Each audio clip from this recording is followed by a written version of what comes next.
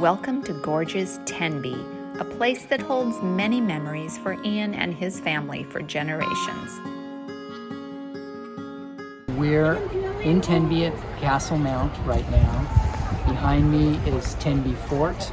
This is a place where I took Dara on one of our first trips to the UK.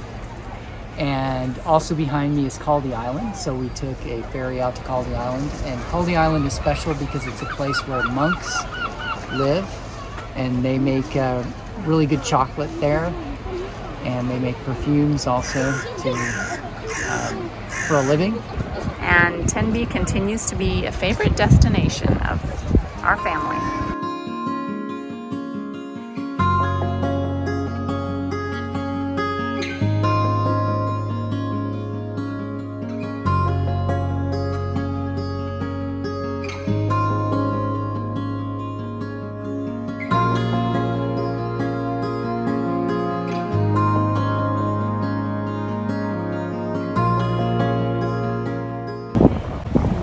The boats leaving to go around the fort to Caldy Island. This fort at Tenby sits atop of this tidal island. And right now the tide is at the point where the water is shallow enough that people are walking back and forth from the beach to the island. Up the stairs and go explore the fort. Castle Hill has long been a well-loved lookout spot because of the gorgeous views of the sea and coastline from this point. It's believed that an Iron Age settlement once stood on this hill. Today, it is a favorite spot to enjoy the view of the famous colorful buildings and lovely turquoise sea below. In the 11th century, the Normans invaded this area and built a castle. What remains is this tower, which is currently used to house a weather station. On the 3rd anniversary of Prince Albert's death, this memorial statue was installed here on Castle Hill in Tenby. During late Georgian and Victorian times, Tenby was a very fashionable seaside resort. The high society crowd of the day would be seen promenading here on the hill and listening to music coming from the bandstand.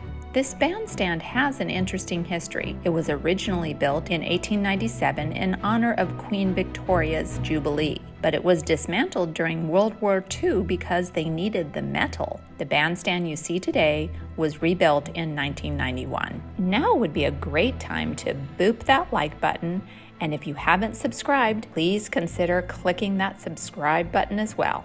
Cheers! 2 things I'm going to remember about Tenby: the castle walls and the seagulls.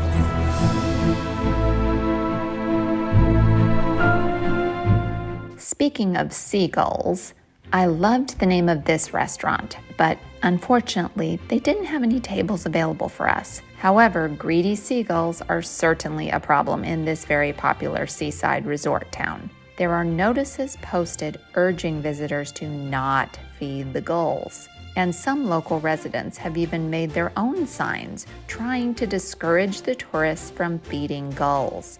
And then look at this scene from a small road with fish and chips shops along it. A sneaky gull is sitting here perched on this van, just eyeing his next target. I felt sorry for this young couple and even stopped to warn them about a potential attack. But alas, the woman confessed that she liked to feed the gulls. I really hope she didn't end up with a nasty seagull attack and a long scar like Ian got when we visited St. Ives. I'll link to that video in the description. I did my best to give this seagull the evil eye and a stern talking to, but I doubt it did any good. This town wall was built in the 13th century to protect Tenby's Norman settlement from repeated attacks by Welsh forces. This made the castle obsolete, so it was abandoned in the 14th century.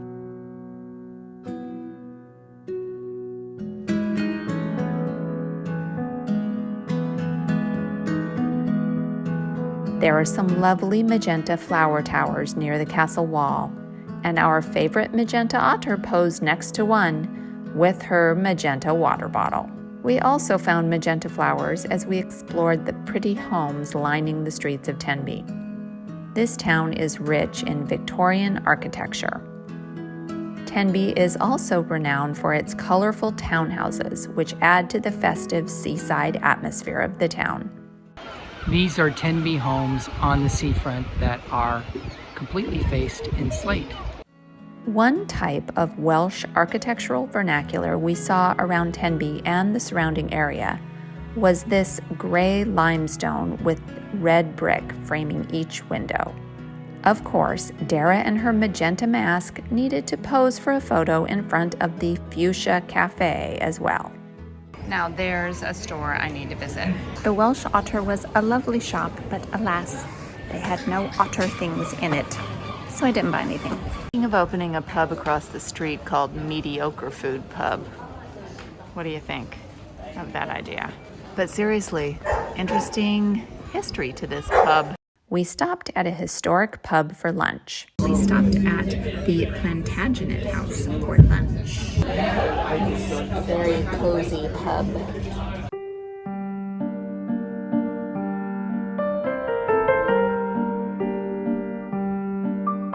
This medieval chimney is 35 feet tall, and the cool part is that you can eat inside the fireplace because it's about 12 by 6 feet in there. So how cozy would that be? The chimney is believed to be as old as 12th century. We did not eat inside the chimney, but I did get a lovely view of it on my way to visit the loo. Speaking of which, the loo wasn't from the 12th century, but it was pretty darn vintage, I'll say. Now that we've washed our hands, let's eat lunch. We really wanted to have seafood, so we ordered the local crab tian, which comes with avocado and mango, and then these king scallops, which sounded so good because they come with burnt apple puree and pancetta. And then we've got some garlic bread and mixed vegetables. The Plantagenet is actually located adjacent to this property, which is a National Trust property called the Tudor Merchant's House. The 4 beautiful beaches of Tenby total in length nearly 2.5 miles. One noteworthy fact about these beaches is that they were created to have unusually good disabled access. These paths were created in the Victorian era to accommodate nannies who were pushing prams around the coastline. Here is the Tenby Beach and Harbor.